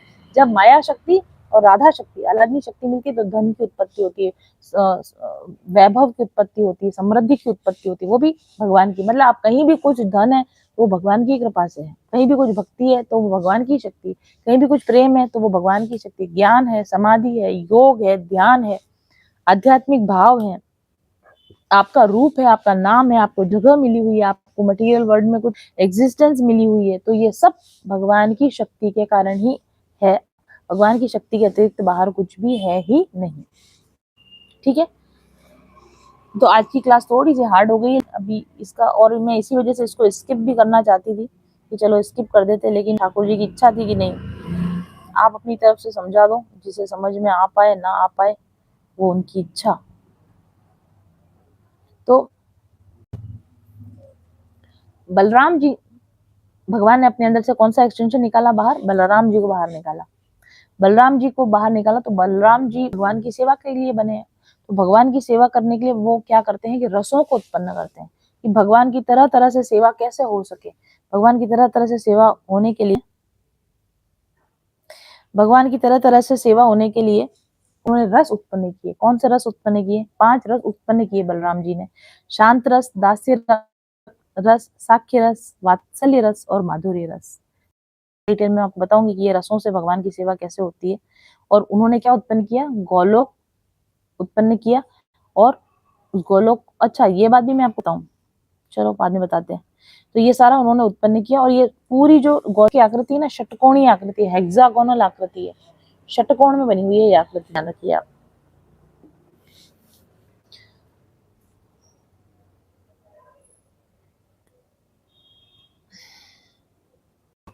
इसको मैं आपको थोड़ा और समझाना चाहूंगी।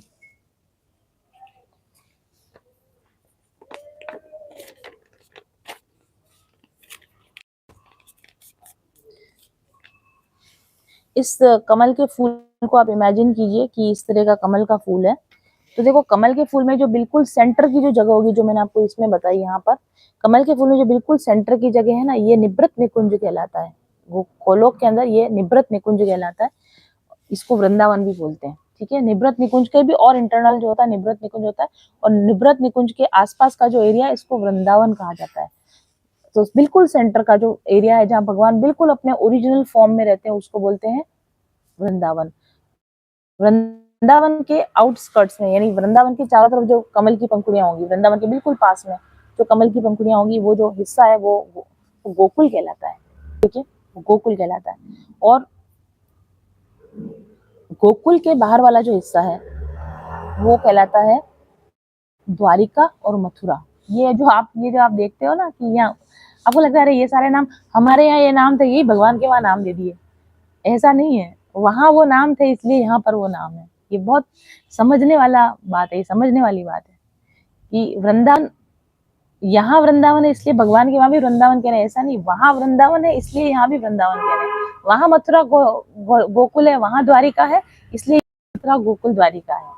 और वहां पर जगन्नाथपुरी मायापुरी है इसलिए यहाँ भी जगन्नाथपुरी मायापुरी है। तो वहां पे श्वेत द्वीप है इसलिए यहाँ पे भी श्वेत, वहां नवद्वीप है इसलिए यहाँ पे भी नवद्वीप है। ये सारे नाम भगवान के साथ धरती पर आए हैं।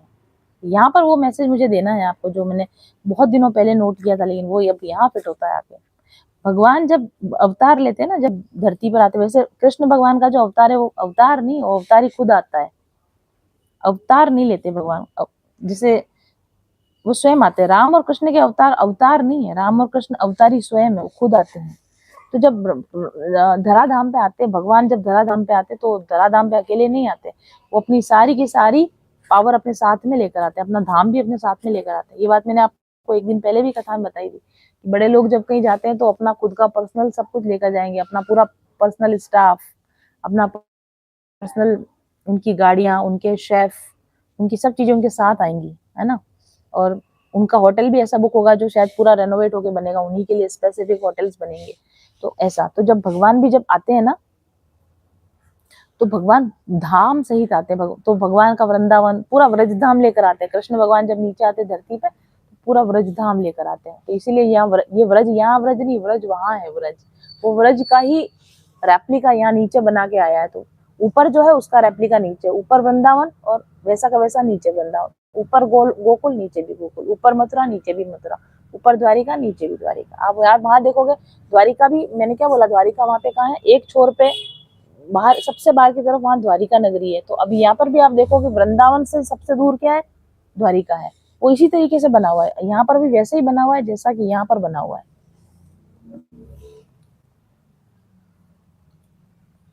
और ये भी बात सच है कि जैसे यहाँ पर भी मैं आपको बताती हूँ कि जो निवृत निकुंज के अंदर, जो वृंदावन के अंदर जो कृष्ण रहते हैं, जो राधा के कृष्ण है, जो राधा रानी के साथ जो कृष्ण रहते हैं, वही कृष्ण की ओरिजिनल फॉर्म है, वही कृष्ण है ओरिजिनल फॉर्म में।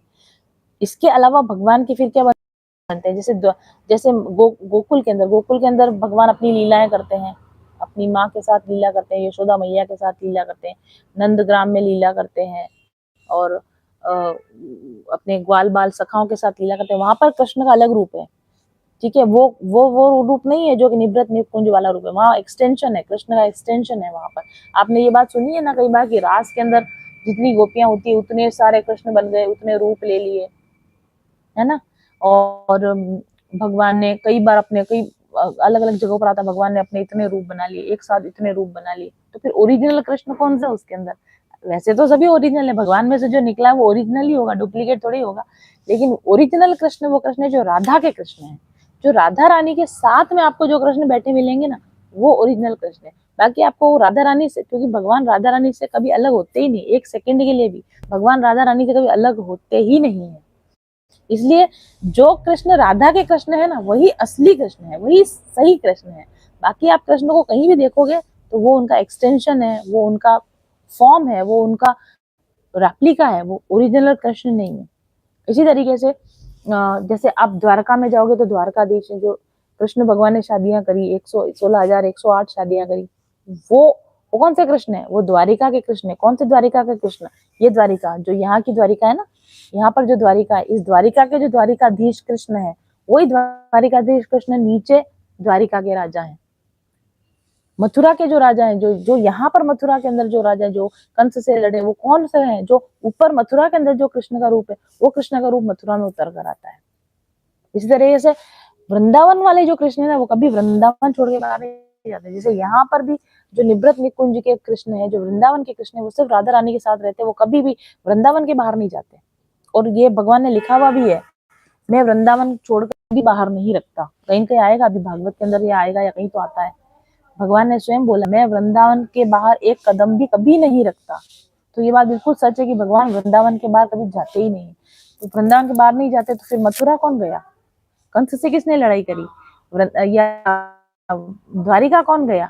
द्वारकाधीश कौन बना? रुक्मणी से शादी किसने करी? They all are Krishnas but different form of Krishna. ये वो कृष्ण नहीं है जो वृंदावन में राधा के साथ रहते हैं। जो वृंदावन में राधा के साथ रहते हैं वो कृष्ण कभी बाहर नहीं जाते।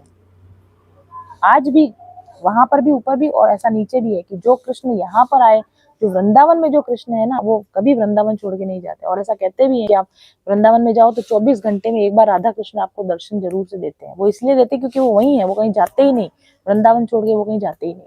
और ऐसा ही ऊपर गोलोक में भी जो वृंदावन के कृष्ण है वो वृंदावन में ही रहते हैं, जो गोकुल के कृष्ण है वो गोकुल में रहते हैं, जो मथुरा के कृष्ण है वो मथुरा में रहते हैं, जो द्वारिका के कृष्ण है वो द्वारिका में रहते हैं, जो जगन्नाथपुरी के कृष्ण है वो जगन्नाथपुरी में रहते हैं।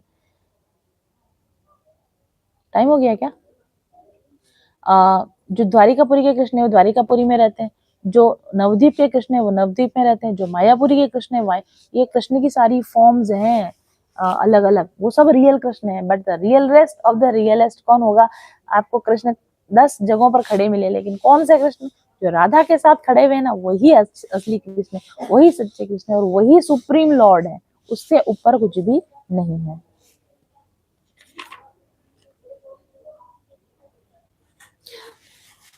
बड़ी सरल सी बात मैं आपको बताती हूँ।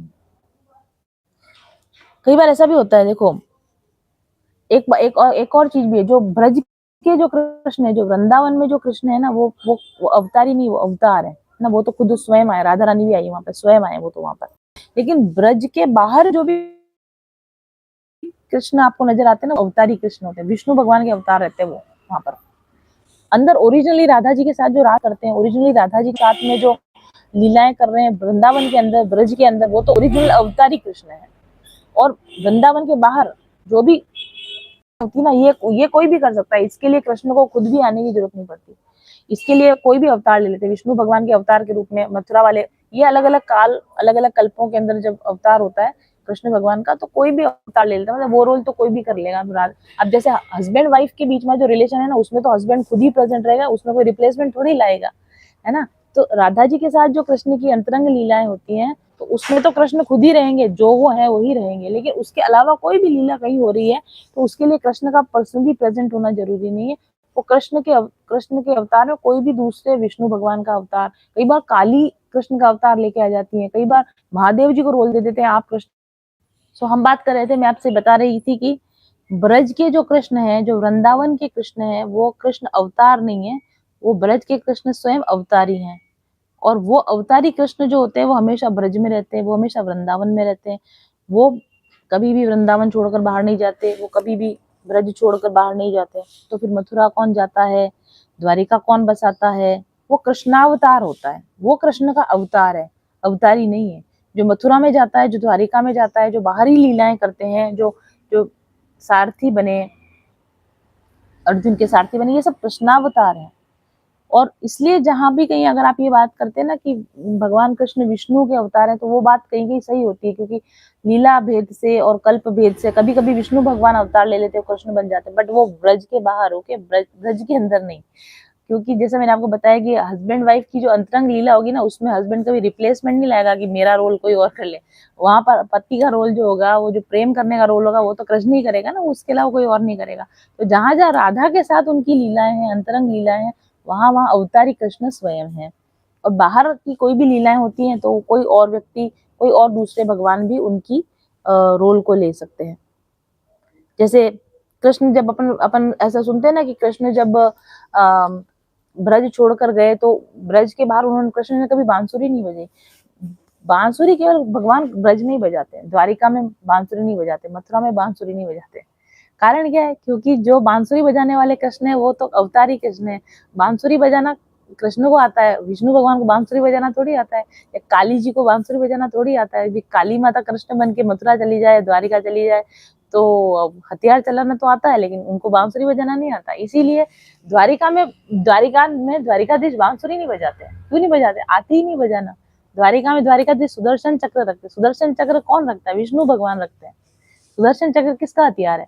सुदर्शन चक्र तो विष्णु भगवान का अस्त्र है। तो ये अचानक से सुदर्शन चक्र कहाँ से आ गया? द्वारिका में सुदर्शन चक्र कहाँ से प्रकट हो गया? क्योंकि द्वारिका में जो कृष्ण है वो विष्णु के अवतार हैं। इसलिए क्या है कि आपको अगर ये कहीं कहीं आपको थोड़ा कंफ्यूजन होता है ना कि विष्णु भगवान, कृष्ण तो विष्णु के अवतार है, तो विष्णु के अवतार वो बाहर है, आउटसाइड ऑफ दी ब्रज। बाकी जगहों पर भले वो विष्णु के अवतार हो सकते हैं, कहीं काली माता के अवतार है, लेकिन जो ब्रज के कृष्ण है, वृंदावन के कृष्ण है, वो अवतारी है, अवतार नहीं है। इसलिए वो ही बांसुरी बजाते हैं, बाकी बाहर वाले कृष्ण बांसुरी नहीं बजाते। बाहर वाले कृष्ण सुदर्शन चक्र चलाते। आप देखना कि ब्रज के अंदर ना भगवान कभी कोई अस्त्र से उठाते ही नहीं है, चाहे कितने कितने राक्षस मारे। ब्रज में जो लीलाएं हुई भगवान की, कितने सारे राक्षस मारे। कहीं भी आपने पढ़ा कि भगवान ने फलाना अस्त्र उठा के, भगवान ने शस्त्र चलाया, अगर हाथों से ही मारा है भगवान ने? कहीं अस्त्र शस्त्र नहीं उठाया भगवान ने। कहाँ पे? वृंदावन के अंदर। लेकिन बाहर जब जाते हैं तो भगवान सुदर्शन चक्र चला रहे हैं या जो भी चला रहे हैं। क्यों? क्योंकि हमारे जो अवतारी कृष्ण है, हमारे जो गोलोक वृंदावन, हमारे कृष्ण वही है। तो हमारे जो कृष्ण है ना, ये अस्त्र शस्त्र उठाते नहीं, ये खाली बांसुरी बजाते हैं। और हमारे जो कृष्ण है ना, वो मोर पंख धारण करते हैं बस। मोर पंख तो द्वारकाधीश भी धारण करते हैं। थोड़ा सा ये भ्रम बना रहे कि ये द्वारिका नाथ ही वही कृष्ण है, ये वो कृष्ण नहीं है। मोर पंख तो फिर भी धारण कर लेते हैं, वो बांसुरी धारण नहीं करते। बाहर वाले जो भी कृष्णावतार है ना, उनके लिए रोल फिक्स नहीं, विष्णु भगवान कर लेते, कभी शंकर भगवान भी कृष्ण बन के आ जाते हैं, कभी काली माता जी भी कृष्ण बन के आ जाती है। लेकिन ब्रजवासी जो घटनाएं घट रही हैं, वो ओरिजिनल कृष्ण के साथ में घटती हैं। जो राधा जी के साथ उनकी लीलाएं हैं, गोपियों के साथ उनकी लीलाएं, यशोदा मैया के साथ उनकी लीलाएं, नंद बाबा के साथ उनकी लीलाएं हैं, ये सब ओरिजिनल कृष्ण की लीला, अवतारी कृष्ण की। ये डायरेक्ट गोलोक से आए हुए कृष्ण भगवान है। और आपने ये भी सभी सोचा है, गोपियां कभी भी ब्रज छोड़ के द्वारिका में कृष्ण से मिलने क्यों नहीं गई? राधा जी कभी भी ब्रज छोड़ के मथुरा मिलने क्यों नहीं गई? द्वारिका मिलने क्यों नहीं गई? नंद बाबा और यशोदा जी, उनके तो बेटे थे, लेकिन वो कभी भी ब्रज छोड़ के बाहर मथुरा में अपने बेटे से मिलने क्यों नहीं गए?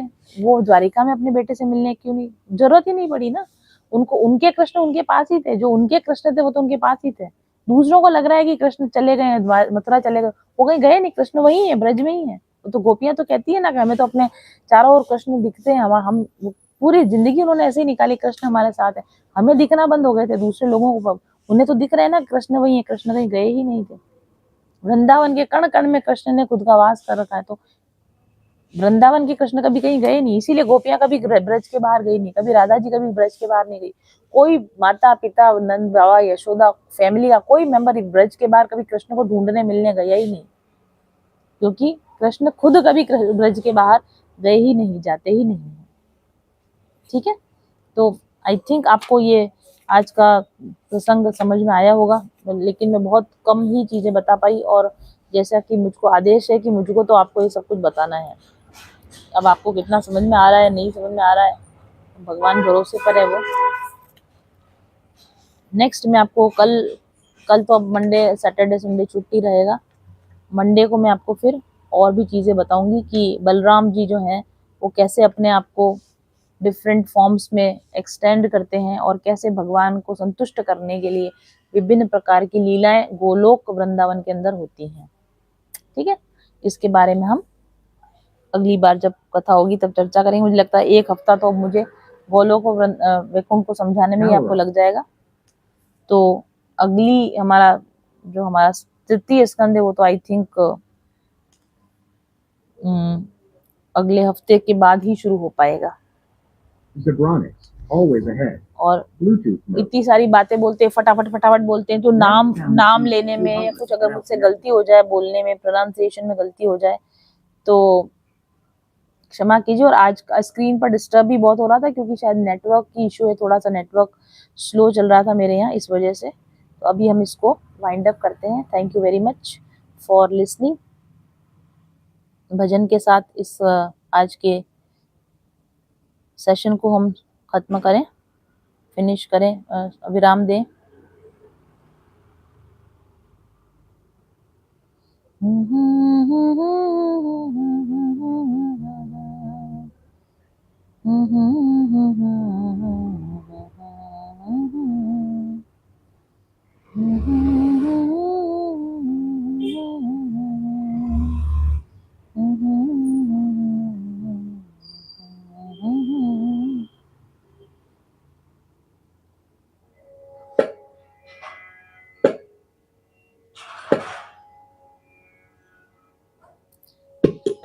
आज की कथा में डिस्टरबेंस इसलिए भी हो रहा है क्योंकि ये बहुत गोपनीय गूढ़ रहस्य है इसलिए अच्छा है जो लोग के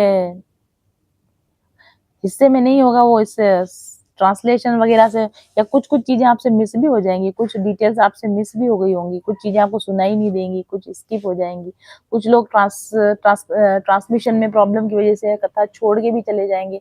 मुझे लग ही रहा था कि अगर मैं ये सारी चीजें ऑनलाइन बताऊंगी तो पता नहीं है कैसे रिएक्शन आएगा, तो आ रहा है डिस्टर्बेंस। इसका मतलब है कि कुछ लोगों को एग्जिट करवाने के लिए ये सब चीजें हो रही है, पर अगर आप अभी तक कथा पे बने हुए हैं तो आपकी किस्मत, अच्छी बात है।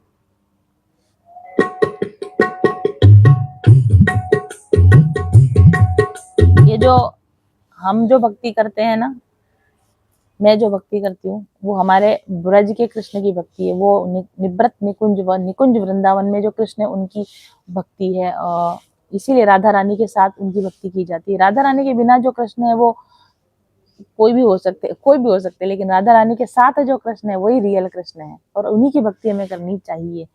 और हम उन्हीं की भक्ति करते हैं जो राधा के कृष्ण है। कभी भी आपको भक्ति करनी हो ना तो ऐसा कहें कि राधा के कृष्ण हमारे इष्ट बने, राधा के कृष्ण की हम भक्ति करें, राधा के कृष्ण का हमको प्रेम मिले, क्योंकि राधा के जो कृष्ण है ना वही सच्चे कृष्ण है।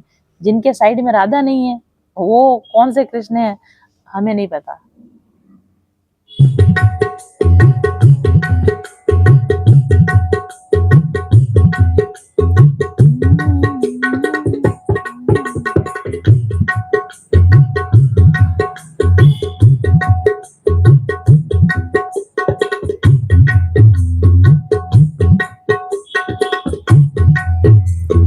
फूलों में सज रहे हैं श्री वृंदावन बिहारी। हम सिर्फ वृंदावन बिहारी कृष्ण को भजते हैं, मानते हैं। द्वारिका के कृष्ण,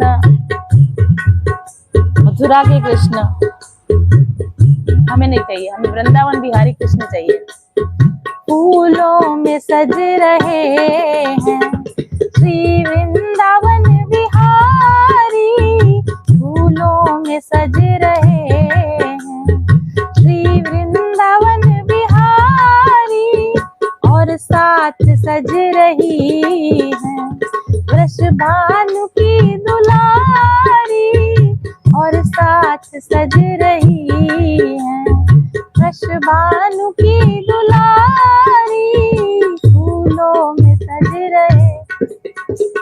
टेढ़ा सा मुकुट सर पर रखा है किस अदा से, टेढ़ा सा मुकुट सर पर रखा है किस अदा से, करुणा बरस रही है, करुणा भरी निगाह से, करुणा बरस रही है, करुणा भरी निगाह से। बिन मोल बिक गई हूँ, बिन मोल बिक गई हूँ, जब से छवि निहारी। जिनको एक बार ये पता चल जाए ना कि वो गोलोक वृंदावन वाले कृष्ण कौन है, कैसे हैं, क्या करते हैं, वो बिना मोल ही बिक जाते हैं। बिन मोल बिक गई हूँ, जब से छवि निहारी, फूलों में सज रहे। और वृंदावन के जो कृष्ण है ना, यही फूलों में सजते हैं। आप द्वारिका के कृष्ण को देखो, फूलों में नहीं सजते। द्वारिका के कृष्ण आभूषणों में सजते हैं, द्वारिका के कृष्ण महंगे महंगे ज्वेलरी पहनते हैं, जेम्स पहनते हैं, पोशाकें पहनते हैं, और हमारे वृंदावन के कृष्ण फूलों में सजते हैं। इसलिए वृंदावन के जो कृष्ण है वही ओरिजिनल गोलोक वृंदावन वासी कृष्ण है।